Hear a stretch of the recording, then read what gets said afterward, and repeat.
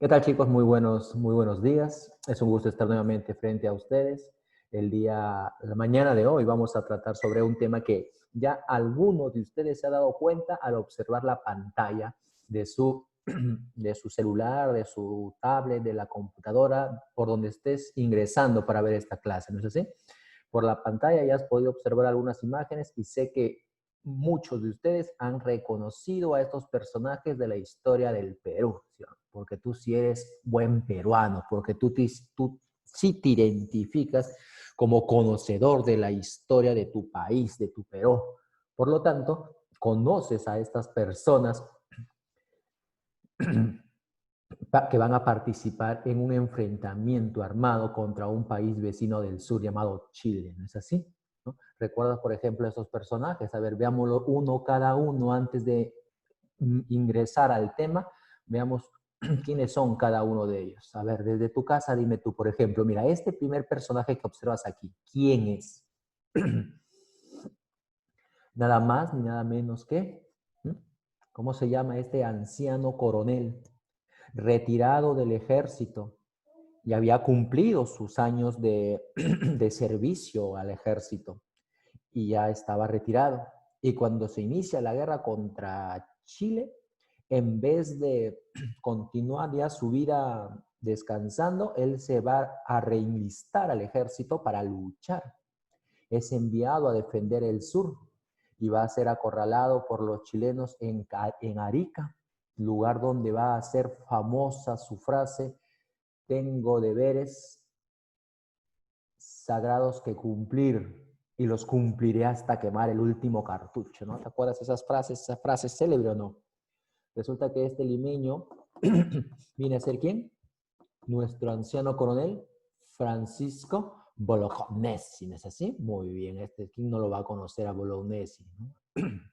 Todos lo conocen, ¿no? Ustedes, las chicas, ¿conocen a estos personajes o no? ¿No? A estos sí conocen, ¿sí o no? Cuando escuchan a estos personajes o ven su rostro de estos personajes, es ahí donde ustedes tienen que estar gritando, ¡ay, ay, ay, qué bonito, qué guapo! Ahí tienen que estar gritando, ¿no? No pueden creer que hay en algunos lugares especialmente las chicas, ¿no? Les gustan esos grupos extranjeros asiáticos, coreano, creo que no me sé el nombre, pero he escuchado que he visto algunas alumnitas que les gusta tener su póster ahí de un grupo coreano, hay su sticker, su lapicero, escriben en su cuaderno, de todo tienen sobre estos grupos, ¿puedes creerlo, no? Bueno, deberían tener ahí plasmado en su cuaderno, en su mochila, en su polo, deberían tener imágenes de nuestros héroes de la guerra, ¿no? ¿no? Pero yo supongo que aquí en este caso no hay, ¿sí o no? Entre ustedes que me están escuchando, no hay ninguno de esos casos, ¿sí o no? No, para nada, en la vida, jamás, jamás. Ustedes escuchan Francisco Bolognesi y ¡ay! Gritan de la emoción, ¿sí o no? Bolognesi, un autógrafo, un autógrafo. Ay, sí, ¿sí o no? Eso sí emoción, porque este señor dio la vida por el Perú, ¿sí o no? Claro, es obvio que durante la guerra tenemos cientos de héroes, muchos que han muerto por el Perú defendiendo estas tierras donde tú ahora puedes vivir tranquilamente. Y te digo vivir tranquilamente porque te pertenecen estas tierras, son parte de nuestro territorio, ¿sí o no? Resulta que Francisco Bolognesi defiende entonces el Perú y muere el 7 de junio en la batalla de Arica. Por eso que el 7 de junio es recordado como el Día de la Bandera, ¿sí o no? Eso ya lo saben todos, ¿sí? Ahora, el que está a su costado no necesita carta de presentación. Este hombre que tú observas aquí, ese hombre que tú ves ahí, como dice la canción, ese hombre todo bonachón, ahí no hay un gordito bonachón, ¿no?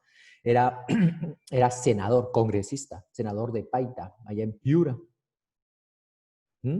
¿Sí? Él es marinero, ¿Mm? Capitán, luego al cargo de almirante, dirige el Huáscar, ya lo sacaste, ya sabes quién es, ya, lucha contra los chilenos a pesar de la enorme desventaja. Nuestra flota, nuestra marina de guerra en ese momento estaba muy triste, solo poseíamos el Huáscar, la Independencia, como barcos de peso, y detrás de ellos algunos pequeños barcos, pero que más hacían bulto, que más podía quizás apoyar alguno que otro sus cañones, pero mayor batalla no podía dar la Unión, la Unión, el Manco Cápac, el Atahualpa, esos pequeños barcos, no.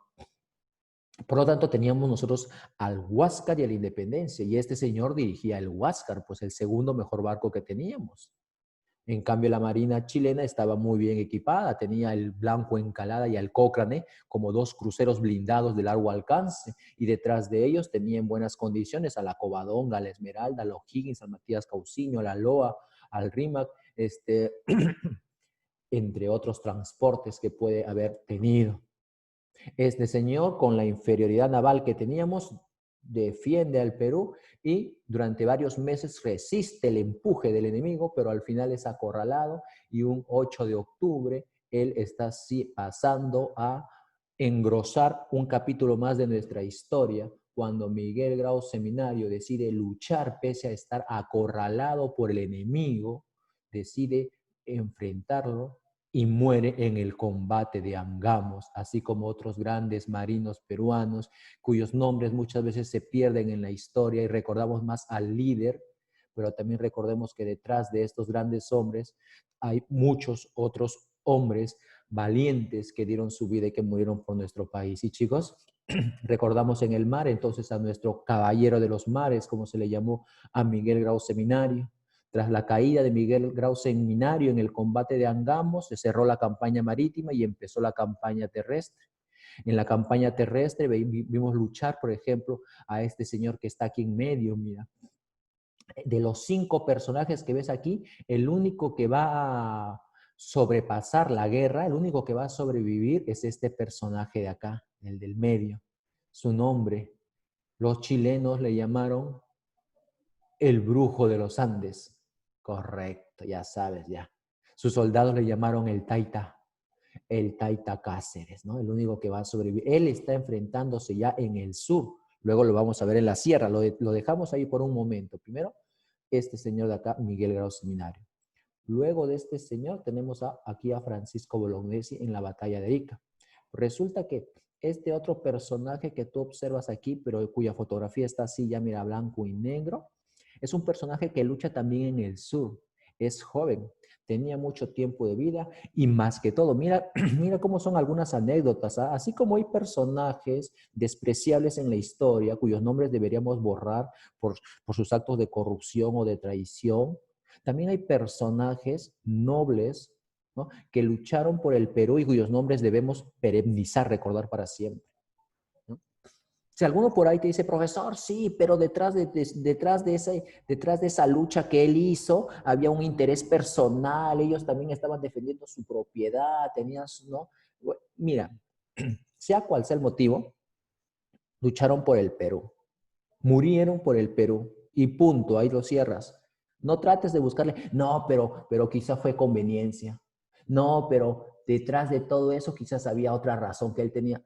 Él defendió el Perú, defendió y murió luchando por estas tierras. Por eso es que recordamos a Francisco Bolognesi, recordamos al gran Miguel Grau, recordamos a Alfonso, este de acá, Alfonso Ugarte, personaje que había sido alcalde allá en Iquique, en el sur del Perú, donde estaba la provincia de Tarapacá, una provincia que poseíamos y que ya no la poseemos porque la perdimos en la guerra contra Chile, pues, ¿ya? Pero resulta que él fue alcalde de Tarapacá y fue empresario, exportador de salitre.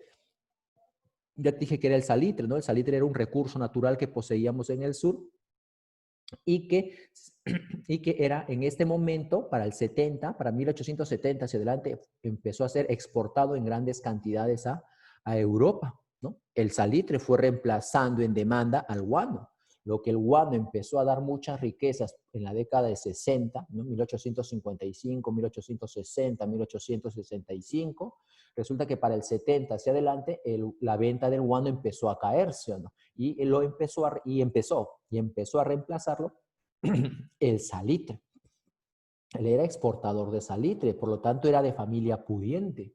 Y cuando la guerra se dio, muchos peruanos de dinero deciden marcharse del Perú por la guerra. Lo obvio, ¿no? Asustados por la guerra, tienen dinero, ¡pum!, se van. Se van, ¿sí o no? Muchos. Malo, normal. El punto está que muchos se fueron. Y él podría haberse ido entre ellos, pues. Tenía poder adquisitivo, era empresario. Sin embargo, decidió quedarse a defender sus tierras y a defender el Perú.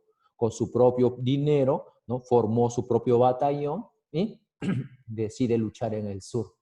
Luego vamos a ver que este personaje, Alfonso Ugarte, está entregando su vida un 7 de junio, combate de Arica, junto a este anciano coronel Bolognesi, ¿no? Estaba al mando de Bolognesi.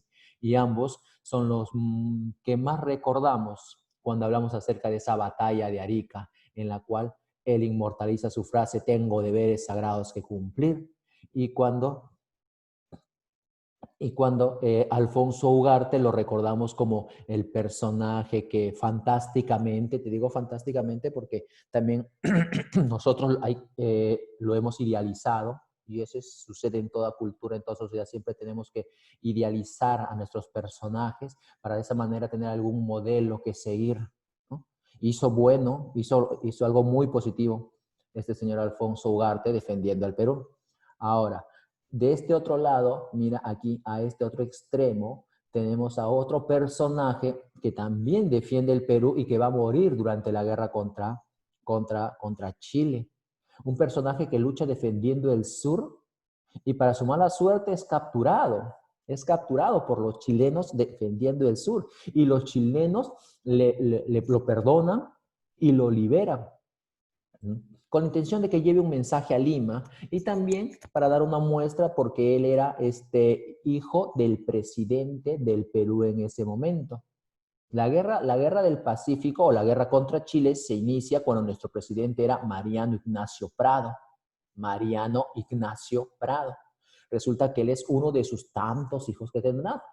¿Sí? Y él va a ser uno también de los varios, porque son 3 hijos de Mariano Ignacio Prado que mueren a raíz de la guerra contra Chile. ¿Sí? Sí, entrega a sus hijos en la guerra. Este es su hijo llamado Leoncio. ¿Escuché ese nombre o no? Leoncio Prado. Es capturado por los chilenos en el sur. Los chilenos lo liberan con la salvedad de que decida no seguir luchando Leoncio Prado contra ellos. Leoncio Prado acepta, está bien, ya no lucharé ya, regresa a Lima, pero obviamente ya en Lima Leoncio Prado decide seguir luchando. Leoncio Prado defiende la capital cuando los chilenos avanzaban sobre Lima, luego se marcha y continúa la lucha en la sierra, porque mira, la guerra contra Chile se divide en campaña marítima, donde vemos a Miguel Grau Seminario, campaña terrestre del sur, donde vamos a ver que cae Bolognesi y cae Alfonso Ugarte. Luego viene la campaña sobre Lima, donde ellos siguen luchando, defendiendo, ¿no? Defendiendo. Andrés Sabino Cáceres, por ejemplo, defendía la línea principal, el centro. Ya lo vamos a ver cómo cuando se levantó una línea defensiva entre Chorrillos y los cerros de San Juan de Miraflores, toda esa línea, tú conoces la avenida Evitamiento, Alipio, Puente Alipio, por todo ese lugar pasaba la línea defensiva del Perú, y en la parte central, ahí se encontraba Andrés Avelino Cáceres con su batallón defendiendo, ¿no? Ahí también se encontraba Leoncio Prado luchando en Lima, pero cuando luego Lima cae, continúa la última fase, que es la resistencia de la sierra o campaña de la Breña. Acuérdate que breñar significa luchar, resistir. Por eso la campaña de la Breña es la resistencia, pues, la campaña de la resistencia en la sierra, la campaña de la Breña. Pues resulta que en la última fase, ¿no? Te dije, ¿no? Campaña marítima, campaña terrestre en el sur, ocupación de Lima, y luego la campaña de la Breña, ¿sí o no? Resulta que en la campaña de la Breña, cuando la guerra ya está por terminar, es capturado. Mira, qué mala suerte, ¿no? Lo vuelven a capturar y en la última batalla todavía, porque terminó esta batalla, lo capturan, lo fusilan y terminó la guerra. Ya, algunos de ustedes dirán, ve, para eso tanto, o sea, tanto resistió toda la guerra para que al final muera en el último. Así es, ¿no? Qué desgracia, pues, ¿no? Lo capturan en la última batalla, que es la llamada batalla de Huamachuco, donde los chilenos logran cercar, acorralar al ejército de Andrés Avelino Cáceres, del famoso brujo de los Andes, o el Taita, como lo llamaron a Cáceres. Es ahí donde está luchando en compañía con este jovencito Leoncio Prado, y Leoncio Prado cae herido y es capturado. Y los chilenos, tras la batalla de Huamachuco, deciden pues fusilar a Leoncio Prado. Entonces él pasa a la historia, él es muy recordado para nosotros porque él va a ser fusilado por el enemigo en los finales ya de la guerra.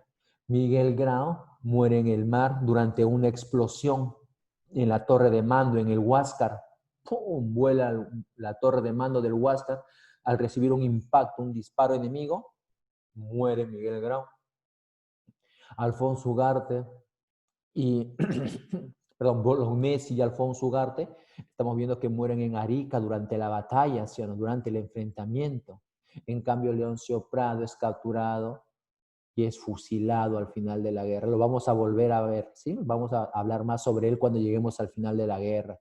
Él sí sobrevive a la guerra, inclusive va a llegar a ser 2 veces presidente del Perú todavía, ¿ya? Viejito, hasta tiempo de Leguía lo vamos a ver al Taita Cáceres. Por ahora, chicos, esto solamente ha sido una pequeña visión general de lo que vamos a empezar la siguiente semana, porque acá nos vamos a tomar unas 3 o 4 clases a hablar sobre esta guerra. ¿Ok?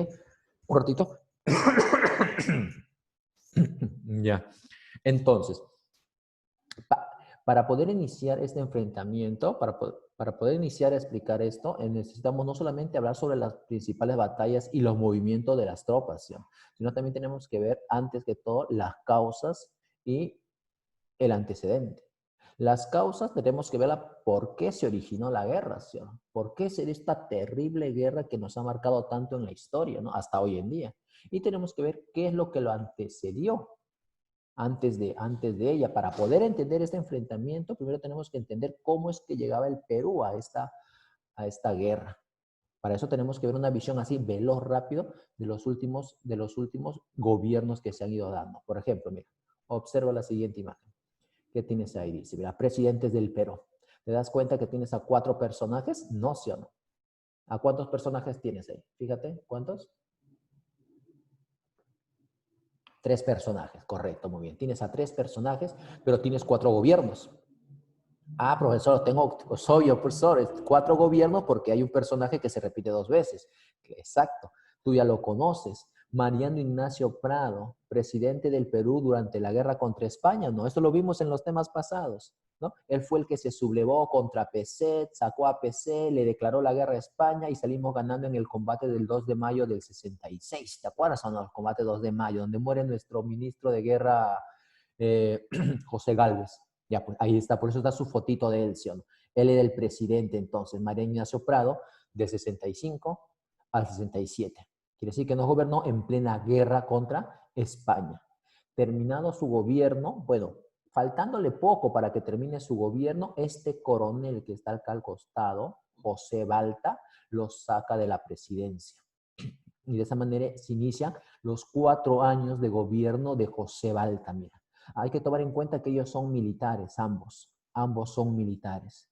Este coronel Balta, su gobierno termina en el 72 y se convierte él en el último presidente del primer militarismo. ¿Te acuerdas o no? Militarismo, palabra acuñada, creada por el historiador Jorge Basadre, refiriéndose al periodo en el cual nos gobernaron puros militares, correcto. Resulta que Balta es el último, porque cuando Balta en el 72 convoca elecciones, quien sale ganando es un civil. Este hombre de aquí, ¿sí o no? Manuel Pardo Ila, Manuel Pardo Ilavalle, recordarlo siempre. Primer presidente civil de nuestra historia, este señor, mira, este señor, Manuel Pardo y Lavalle, con sus 4 años de la presidencia, del 72 al 76. En el 76, este señor, que fue fundador del Partido Civil y al mismo tiempo se convierte en el primer presidente civil, convoca elecciones en el 76 y quien sale ganando es su amigo, este militar. Profesor, ¿otra vez el militarismo? No, otra vez el militarismo, no todavía. Profesor, ¿pero él es militar? Sí, él va a ser militar, sí. Pero cuando postula en el 76, él no se impone como un militar, sino él postula invitado por el partido de su amigo Manuel Pardo. Y de esa manera llega a la presidencia este militar. Pero no estamos hablando todavía de un nuevo militarismo, todavía no. ¿Ok? Entonces, Mariano Ignacio Prado sube a la presidencia en el 76, segundo gobierno, ¿sí o no? Segundo gobierno. segundo gobierno, y para el 79 se está iniciando la guerra contra contra Chile. Ahí se está iniciando. Ah, profesor, entonces Mariano Ignacio Prado nos gobierna en la guerra contra España y luego nos gobierna en la guerra contra Chile. Correcto, así es, cuando se inicia la guerra contra Chile también. Hay que entender un poquito el gobierno de ellos, chicos, para, para entender cómo llegamos a la guerra. Mira, sucede que cuando está gobernando Mariano Ignacio Prado, el Perú estaba viviendo un tiempo de prosperidad económica gracias a la venta del guano, ¿sí o no? ¿Te acuerdas cómo se le llama ese tiempo? El tiempo de la prosperidad falacia, ¿no? El guano era el recurso que hace que en esos tiempos que el Perú tenga gran cantidad de ingresos, ¿sí o no? Lo disfrutó, por ejemplo, los dos gobiernos de Castilla, ¿sí o no? Lo hubiera disfrutado el gobierno de San Román si es que no hubiese fallecido también. Echenique, un gobierno con muchos problemas, había dinero en ese momento, ¿sí o no? Por lo tanto, cuando está gobernando él, la guerra contra España estalla justamente por esa riqueza que teníamos, ¿sí o no? El guano. Los españoles regresaron con la intención de apoderarse del guano de nuestras islas, de nuestras aves guaneras, de nuestras patriotas, ¿sí o no? Ahora, termina su gobierno y llegamos al gobierno de Balta y aquí empieza un pequeño problema. No, pequeño, aquí empieza un terrible problema. que empieza, que durante el gobierno de Balta, ¿cómo se dice? Se le dice las arcas. Las arcas se refiere a, al dinero que el Estado tiene guardado para realizar sus inversiones, para pagar el sueldo a los trabajadores, para realizar obras públicas, el dinero que tenga el Estado. Cuando te dicen las arcas están vacías, ah caramba, quiere decir que no hay dinero, quiere decir que la billetera está vacía. Quiere decir que en el chanchito ya lo reventamos y no hay ni 10, ni un céntimo ahí en nuestro chanchito de la alcancía. Las arcas están vacías. Cuando se dice, se refiere a eso, pues. Sucede que cuando estábamos en el gobierno de José Balta, las arcas estaban desgastadas, estaban con poco dinero. Se nos podía venir una crisis. ¿Y qué cosa es lo que hizo José Balta para evitar la crisis económica? Se prestó dinero en grandes cantidades. ¿De quiénes? De una empresa francesa, ¿te acuerdas? Los Dreyfus. Para eso, los Dreyfus ya habían celebrado antes un jugosísimo contrato con nosotros por el cual le habíamos vendido 2 millones de toneladas de guano. Cantidad, mira, 2 millones de toneladas de guano. Razón, razón por la cual teníamos negocio entonces con esta empresa francesa de origen judío. ¿Sí? Su nombre es así, la empresa judío-francesa Dreyfus Hermanos. Entonces, como ya teníamos negocio con los Dreyfus por la venta de esas 2 millones de toneladas de guano, entonces Balta aprovechó la confianza, ¿no? El negocio que estamos haciendo con ellos y Balta decide pues pedirles dinero prestado. Y si no podemos pagar, no te preocupes, ahí tenemos más guano para que te lleves. ¿No? Nuestras patriotas están dejando su guano a cada rato y está prohibido extrañirse, así que ellas cada rato van a dejar. ¿No? Prohibido extrañirse para las aves. Es así como Balta se prestó bastante dinero de los Dreyfus. ¿Con qué intención? Uno, el pago de la burocracia, es decir, el pago de los trabajadores del Estado, que cada vez iba aumentando más en número de trabajadores. Segundo, para invertirlo en líneas ferroviarias. ¿Sí? Para entonces, el boom, lo último, allá en Europa para comunicaciones era el tren. Y el tren te comunicaba de un lugar para otro. Acuérdate, toma en cuenta, ojo, toma en cuenta que en esos tiempos no hay aviones. ¿Ya? No hay aviones comerciales.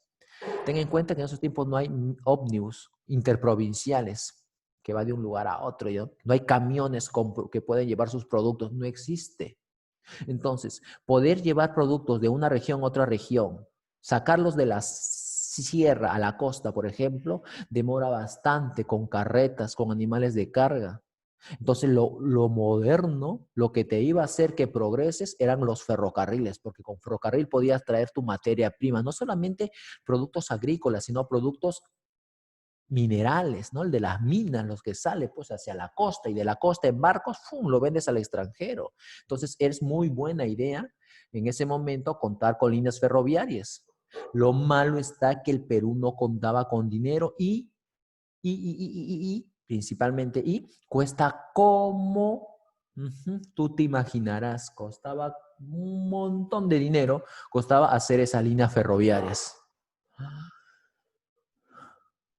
Balta nos tuvo que endeudar, se dio un primer préstamo, se gastó el dinero, se realizó un segundo gran empréstito nacional, el dinero también se fue, se construyeron muchas líneas ferroviarias, por supuesto, se tendieron una gran cantidad, y Balta hizo algunas que otras obras, como por ejemplo creó el barrio de La Victoria, se destruyó las antiguas murallas de Lima, se creó el Museo de la Exposición, se creó el Hospital 2 de Mayo, por ejemplo, se tendió un puente sobre el río Rima, que es el puente Balta que hoy en día recibe su nombre, ¿no?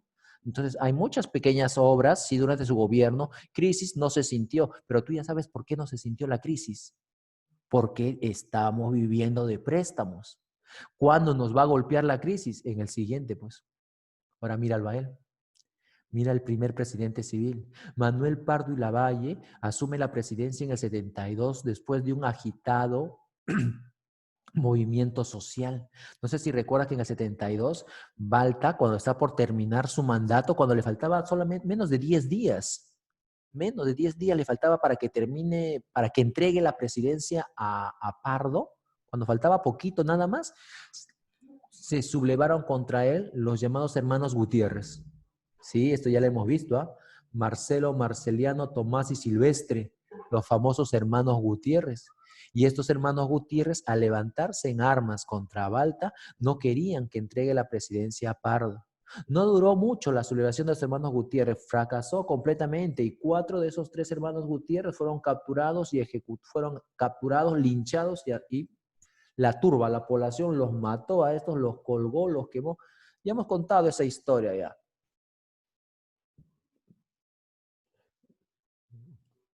Ok, chicos, como les iba diciendo, ¿no? Pardo entonces toma la presidencia en las puertas de una crisis y Pardo ya no va a poder detener la crisis que se viene encima porque al pasar los años, los Dreyfus empiezan a exigir que paguemos en los préstamos que había realizado el gobierno de Balta. Y si tú te pones a pensar y dices, pero, pero si no tenemos en ese momento cómo pagarles, entonces hay que pagarle con guano, pues profesor, hay que darle más guano. Desgraciadamente ya estamos en los 70. Y como te dije, de aquí en adelante, la venta del guano disminuyó drásticamente, ¿sí? Disminuyó drásticamente. Los Dreyfus ya no querían guano, querían en efectivo. Páguennos los intereses y la deuda que nos tienen. El precio del guano había bajado y su demanda también, obvio. Baja la demanda, baja el precio. Lo que estaba más ahora en venta era el salitre. El Perú tenía salitre en el sur, en Tarapacá, pero más salitre tenía Bolivia, que era explotado por empresas chilenas. Y ahí vamos a ver el problema para que se inicie la guerra un poquito más adelante. La guerra que vamos a ver. Por ahora estamos viendo que Pardo está asumiendo la presidencia de un país que está iniciando una grave crisis económica. Pardo lo entiende así y Pardo dice, caballero, no puedo realizar o no puedo emprender obra pública nueva. Continuemos las obras públicas que estuvo haciendo Balta, hay que terminarlas, pero nuevas, no hay dinero para hacer nuevas, no hay dinero, no hay dinero. Profesor, pero yo en algún libro he leído que hay algunas obras fueron realizadas por el sector privado, no por el gobierno, ¿ok? Puede que esa te estés refiriendo. No se pudo preocupar en el sector militar como hubiese querido, ya que no había dinero. Profesor, que nos empresten, pues. Ahí está lo malo, que como no le podemos pagar a los Dreyfus, entonces el Perú fue declarado como un país no apto para el crédito, porque no pagamos, pues, por país, por estar endeudado y no poderle pagar a uno. Eso sucede en todos sitios, sino tú debes saber que si tú vas a un banco, por ejemplo, y te prestas dinero en un banco y no le pagas a ese banco el dinero, entonces ellos te reportan a una central de riesgo que se llama Infocor. Ahí. Y luego cuando después de 2, 3, 4 años te vas a, a otro banco y te quieres prestar dinero, lo primero que hacen es, a ver, su documento, tu DNI, por favor, y te revisan en la base de riesgos en la Infocor. Ah, no, señor, usted está en Infocor. Hace unos 4 años usted se prestó de tal banco tanto dinero y hasta la fecha usted no le ha pagado. Lo siento, no podemos prestarle dinero. Te fregaste, te fregaste. Si no paga tu deuda, todo el sistema financiero se va a enterar de que tienes esa deuda. Nada de que no, me voy a otro calladito, pues nadie se va a enterar. Se van a enterar. Y es algo parecido. El Perú le debió a los Dreyfus. A no poderle pagar el Perú, entonces se congela nuestro crédito internacional. ¿Quién nos va a querer prestar dinero si el Perú es un país no pagador de deudas? Como no nos quieren prestar dinero, entonces lo que hace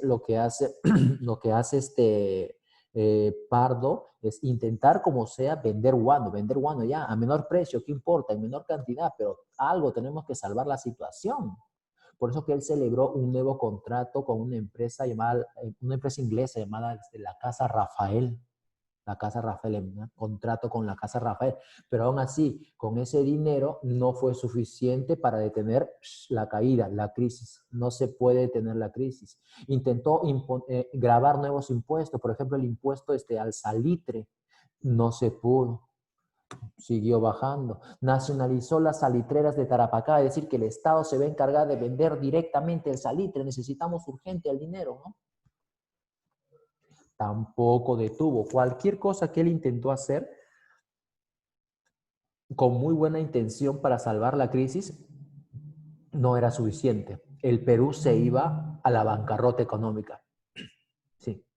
Por eso que en el aspecto militar, entre lo poco que se pudo hacer para la defensa durante su gobierno, fue firmar una alianza defensiva con Bolivia. Por si algún día se daba alguna guerra, el Perú y Bolivia deberían ayudarse militarmente si es que alguno de los dos era agredido militarmente por otro. Y así se firmó un tratado secreto, una alianza defensiva con carácter secreto Perú-Bolivia, que se intentó hacer extensivo a Argentina, y en un primer momento Argentina estuvo de acuerdo, dio su buen visto, pero que al final luego decidió no participar de la alianza. Termina el gobierno de Pardo en el 76, empieza el gobierno de Prado, en medio de la ruina económica del Perú, no hay dinero por ningún lado, llegamos al 78 y en el año 78 asesinan a Manuel Pardo, a él lo asesinan. Pero si ya no era presidente, ya no era, claro, ya no era presidente en el 78, ya no era presidente Manuel Pardo ya, pero seguía en la política. Era presidente de la Cámara de Senadores en el Congreso de la República. Era un congresista, ¿ya? Y era el que presidía una parte del Congreso. Para el año 78 lo están asesinando en la entrada al Senado. Esa es otra historia ya, el asesinato de Pardo. Muerto Pardo en el 78, meses después llegamos al año 79 y en el 79 se da inicio, estalla la guerra entre Perú y Chile. Para ser más preciso, entre la guerra entre Perú, Bolivia, porque fuimos los dos, contra Chile. Ahora vamos a pasar a ver un poco acerca de esa guerra. ¿Sí? Por ahora, esto es el antecedente, esto es lo que tú necesitas saber para ver cómo el Perú estaba llegando. Mira, el Perú termina el militarismo con José Balta. Llega la crisis económica que Pardo no puede tener y llegamos pues a una bancarrota económica ya durante el segundo gobierno de Prado. Ahí está ya la guerra. El Perú está endeudada internacionalmente con los Dreyfus. No hay crédito internacional. El guano ya no produce los ingresos requeridos. El salitre es lo que ahora está dando más ingresos, pero el que tiene el Perú no es suficiente para sostener la economía, ya no es como el guano, ya tenemos salitre, pero en menor cantidad. Si todo eso te parece ya bastante, aún hay más factores que sumarle para tratar de entender por qué al final se pierde esta guerra. Porque al final la guerra, chicos, no se pierde por las mejores armas del enemigo, no se pierde por las mejores estrategias de batalla del enemigo, sino la principal razón por la cual se pierde la guerra contra Chile es por la falta de unidad, por la falta de unidad y la falta de identidad nacional en el Perú. El problema para perder la guerra el problema para perder la guerra del Pacífico es una es una causa de unidad entre nosotros mismos. Políticamente había muchos caudillos que se peleaban por el poder o que entorpecían los gobiernos. Por ejemplo, tú conocerás que hay un personaje llamado Nicolás de Piérola, que fue ministro de Economía de Elcio, no de Balta. Resulta que cuando estaba gobernando Pardo se levantó en armas contra Pardo, era su enemigo político. Intentó tomar el poder Nicolás de Piérola, fracasó. Luego, cuando gobernó Prado, también se levantó Nicolás de Piérola contra él y fracasó. Vamos a ver que más adelante va a llegar a tomar el poder, pero no hay unidad política de nuestro país dentro de un periodo de guerra. Perdón, preguerra, ¿no? Antes. Políticamente había mucha división dentro del Perú. Socialmente, ni qué decir, el resto del Perú estaba olvidado y Lima siempre concentraba todo, ¿no? Lima se olvidó del resto del Perú, por lo tanto no hay mucha identidad que digamos. Muchos de nuestros hermanos de la sierra no se sienten identificados como parte del Perú, no porque no quieran, no porque no les nazca, sino porque no se les ha enseñado, porque Lima no se ha preocupado por ellos. ¿Mm? Porque Lima no les ha dado obras públicas, Lima no les ha dado educación, Lima no les ha ido a enseñar y abrir escuelas y a decirle, este es tu Perú, esta es tu bandera, tú vives por esto, quiere a tu país. Es así, no le ha dado asistencia alguna. La sierra en esos tiempos está muy olvidada y el gobierno central de Lima se preocupaba más que todo por Lima. Por lo tanto, cuando la guerra se inicia y el Perú necesita de todos sus hijos, no todos sus hijos se sienten partes de una misma madre, ¿no? No porque no quieran, sino porque no han convivido con ella, porque no les han enseñado, ¿entiendes? Muchos de la sierra que eran traídos para luchar a la fuerza mediante las levas, no entendían por qué están luchando, por quién están luchando.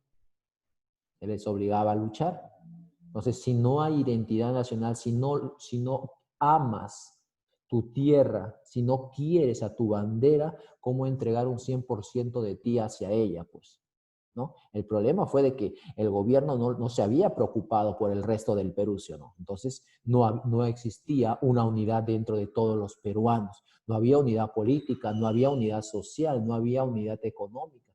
Entonces, en medio de todos esos problemas es que va a estallar la guerra que vamos a ver a continuación.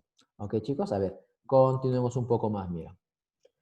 He aquí un ejemplo de la desorganización de nuestro país, de la desesperación. ¿Por qué te digo de la desorganización o desesperación? Porque se supone que en un proceso tan delicado como una guerra, en el cual todo el Perú debería estar unido y luchar contra ese mismo enemigo, el Perú no lo estaba. Y esta es una muestra, mira. Durante la guerra que se da contra Chile del 79 al 83, 6 mandatarios, 6 personajes pasaron para ser nuestros gobernantes.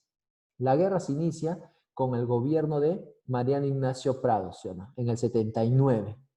Pero resulta que cuando la guerra llevaba unos meses y habíamos perdido ya en el mar, es la campaña marítima, nuestro presidente Prado logra juntar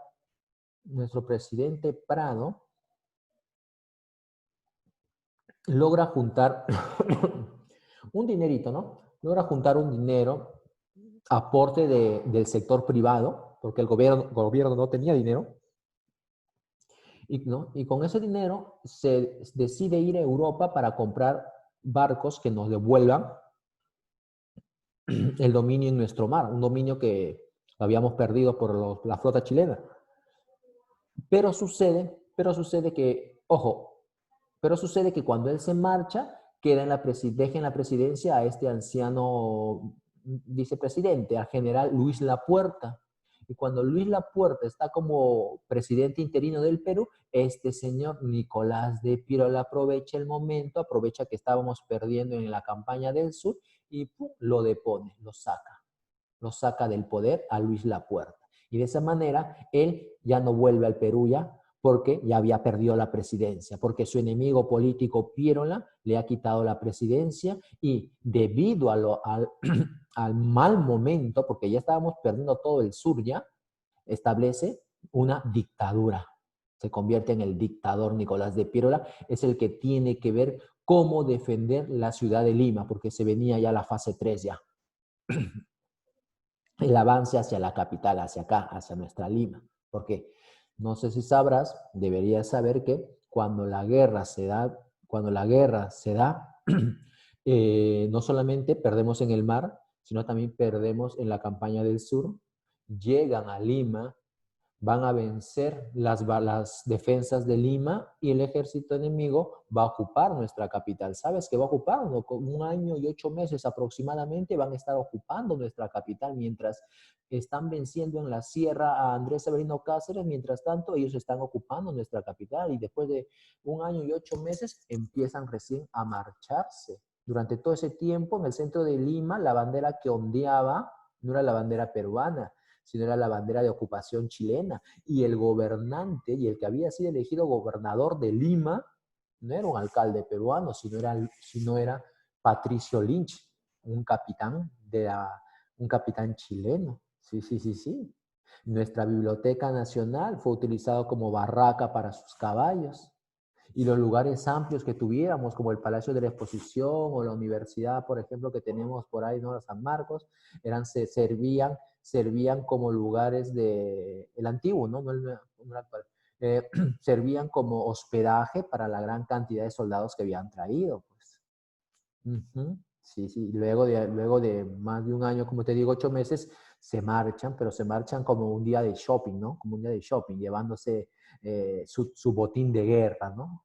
Los cuadros, las esculturas que tuvieran de la época virreinal de nuestros museos, de nuestro Palacio de la Exposición, del Palacio de Gobierno, la ingente cantidad de libros que teníamos de la Biblioteca Nacional que van a ser saqueados, ¿no? Teníamos libros originales de época del virreinato. Recuerda que Lima era el centro del antiguo virreinato, ¿sí? Entonces es aquí donde se poseía, como te digo, exquisitas muestras de arte de la época colonial, en escultura, en pintura, en cuanto a libros, ¿no? Originales, se le dice incunables, ¿no? Los primeros que salen de la imprenta, ¿no? Los originales, ¿no?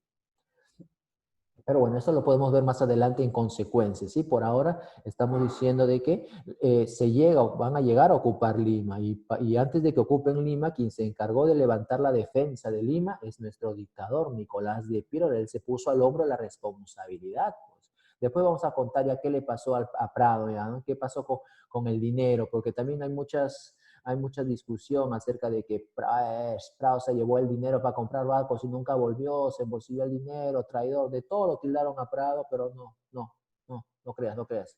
Vamos a decirlo después, ¿ya? No es así.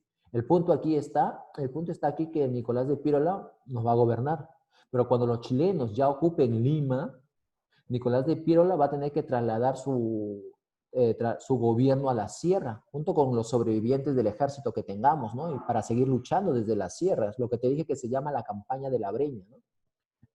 Pero ya en la sierra, Piérola renuncia a la presidencia y él solito ¿cómo se dice? Se va a exiliar, se va al extranjero. ¿No? Sabe que no lo quieren, tiene enemigos políticos, eso es lo malo, tiene enemigos políticos, no todos están de acuerdo con su gobierno, Piérola se marcha. De esa manera, en medio de la ocupación chilena, los peruanos de Lima deciden nombrar un nuevo gobierno que recibe este nombre, mira, Gobierno de la Magdalena. ¿A quién eligen? A un miembro notable de Lima, un hombre pudiente llamado Francisco García Calderón. Los chilenos entonces van a empezar a entablar conversaciones de paz, negociaciones de paz con él, con Francisco García Calderón. Lo malo para los chilenos, ¿no? Lo malo para ellos, que Calderón no quería negociar, ceder territorio alguno, ¿no? Le vamos a pagar, sí, pero no territorio. Ni un centímetro de territorio peruano estará en negociación, decía Calderón. Eso no le parecía a los chilenos. Esto no le conviene a los chilenos entonces, razón por la cual capturan a García Calderón y se lo llevan prisionero a Santiago, a Chile, ¿no? Se lo llevan como prisionero. Por eso que a nuestro presidente García Calderón lo vamos a recordar como el presidente cautivo. ¿Sí? Ese es el dato informativo de él. ¿Ya? Considerado el presidente cautivo del Perú, Francisco García Calderón, ¿no? Porque los chilenos se lo llevan, ya que no quiso negociar, ceder territorio peruano, ¿no? Él se puso tajante, no, no, ni un centímetro cedemos del Perú. Pagaremos, ¿no? Pero territorio no, con territorio no se metan. Se lo llevaron. Una vez que perdemos a nuestro presidente Calderón, entonces, porque se lo llevan desde la Sierra Sur, este general se va a elegir presidente del Perú, Lizardo Montero. Va a ser reconocido por el Taita Cáceres, pero no por Miguel Iglesias, quien desde el norte se proclamará presidente después. ¿Sí? ¿Por qué después? Porque Lizardo Montero no va a ser reconocido como presidente por los chilenos, ya que cuando entraron en negociaciones con Montero, Montero era del mismo pensamiento que Calderón. Este militar, al igual que este civil, no quisieron ceder territorio a los chilenos. Así que Lizardo Montero, no, pues, no. Para el año 81 al 82 nada más él. Para el año 83, en el norte, Miguel Iglesia Pino del Arce, este señor de aquí, logra tener una pequeña victoria contra un batallón, contra una parte del ejército chileno, llamada la Batalla de San Pablo. Esa victoria de él esta victoria de Miguel Iglesias hace que él aproveche eso y se proclame presidente del Perú, gobierno regenerador, presidente regenerador del Perú. Y Miguel Iglesias convoca a Chile a negociaciones de paz. Ojo, acepto ceder territorio. Acepta ceder territorio para terminar la guerra. Los chilenos que dijeron, muy bien, tú sí, contigo es la cuestión. Y por eso que los chilenos van a entrar en negociaciones de paz con Miguel Iglesias, porque Miguel Iglesias sí estuvo de acuerdo en ceder territorio. Ahora, de acá surgen muchas cosas. Número uno, ¿todos estuvieron de acuerdo con ello? No, no estuvieron. En la Sierra Central, nuestro militar Andrés Saverino Cáceres, el Brujo de los Andes, estaba luchando. Y cuando Cáceres se entera que en la costa norte Iglesias aceptó negociar la paz con los chilenos y entregar territorio, Cáceres no estuvo de acuerdo. Por eso que Cáceres, ¿qué hizo? Avanzó con su ejército contra Miguel Iglesias para detenerlo, para desautorizarlo. Y es ahí vemos, mira, otro ejemplo. Se supone que Cáceres y Iglesias deberían estar pensando juntos lo mismo. Cáceres quiere seguir luchando desde la sierra, pero en la costa norte Iglesias dice que ya no, ya vamos a entregar territorio y por lo tanto no se ponen de acuerdo y mira, y casi chocan, casi se enfrentan. ¿Por qué al final no se lograron enfrentar? Porque a los chilenos les conviene este presidente Iglesias, porque él va a negociar territorio. Entonces los chilenos que hicieron, subieron para defender a Iglesia. Y de esa manera rodearon a Cáceres en Huamachuco, batalla final de la guerra. Cáceres cae en Huamachuco, fuera de batalla Cáceres. Iglesias entonces firma la paz con los chilenos, la paz de Ancón. Eso ya lo veremos más adelante ya. Ya más adelante diremos, porque yo sé que dentro de tu cabecita te estás preguntando al profesor, pero ¿por qué él quiso entregar territorio? ¿Por qué no continuó junto con nuestro Taita Cáceres? Y Taita estaba que la hacía muy bonito en la sierra. El Taita Cáceres, pequeñas, pero había logrado tener varias victorias. En Pucará, Marcabay y Concepción son 3 lugares donde Cáceres había logrado detener al ejército chileno y los chilenos no podían con Cáceres porque los chilenos no estaban acostumbrados a la geografía andina, a la sierra peruana. En cambio, los campesinos, nuestros hermanos de la sierra, ese es su hábitat, ese es su medio de ellos, resisten mejor, se conocen los caminos y ellos ayudaban a Cáceres, pues al ejército de Cáceres, ayudaba el campesino, el indígena de la sierra, lo apoyaba a Cáceres, ¿no? A su taita. Entonces Cáceres no era derrotado en la sierra. Además, acuérdate que, ¿cómo se llama? Los chilenos vienen, al venir de Chile, no están acostumbrados a la altura, ¿no? El soroche, le da mareo, ¿no? Le falta el aire, ¿no? El ser acorralado entre las estribaciones andinas hace de que Cáceres tenga mayor ventaja, ¿sí o no? Quizás hubiese ido mucho mejor si Iglesia lo hubiera apoyado, ¿sí o no? Esas son cosas que quedarán en la historia siempre. El punto está de que Cáceres derrotado, Iglesias firma la paz y se termina la guerra. Fíjate cuántos presidentes hemos pasado durante este proceso, mira, desde Prado, pasando por La Puerta, el dictador Nicolás, el presidente cautivo, Lizardo Montero y el gobierno regenerador de Miguel Iglesias. ¿Ok? Mira, terminamos con esto. Hasta aquí vas a copiar, chicos, ¿ya? Hasta aquí vas a copiar. Mira, no es mucho. 1, 2, nada más. Qué chiste, ¿sí o no? Mira, vas a copiar presidentes del Perú y sus años. Gobiernos durante la guerra. ¿Quiénes nos gobernaron? Y tienes que copiar esto. Una guerra contra Chile. Estos datitos, mira. Conflicto armado que se produjo entre el Perú, Chile y Bolivia, provocada por Inglaterra para apoderarse de la riqueza peruana, para lo cual Inglaterra utilizó a la burguesía chilena para que el Perú pierda sus reservas salitreras. Acá te preguntará, profesor, ahora sí, no le entiendo esto.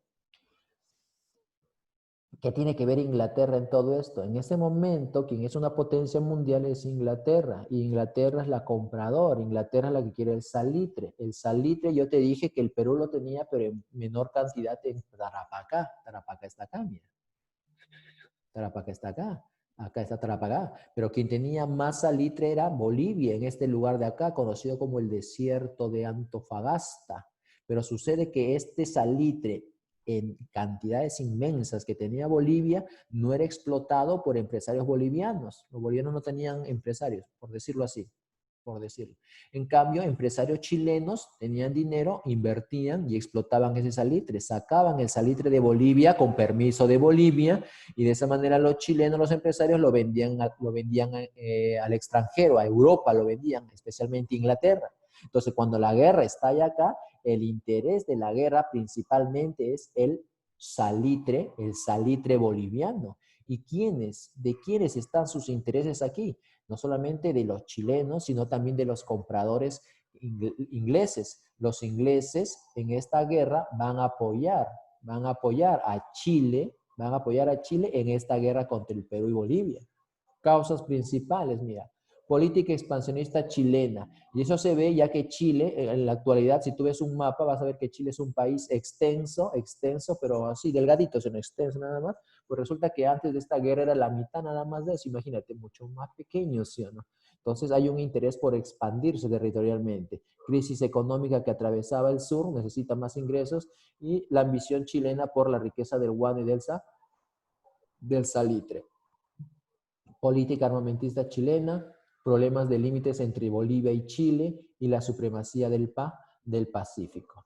Causas secundarias de la guerra, tratado de alianza defensivo. ¿Te acuerdas que te mencioné que Perú y Bolivia firmaron un tratado, una alianza entre ambos durante el gobierno de Pardo, supuestamente para defenderse si alguno de ellos era atacado?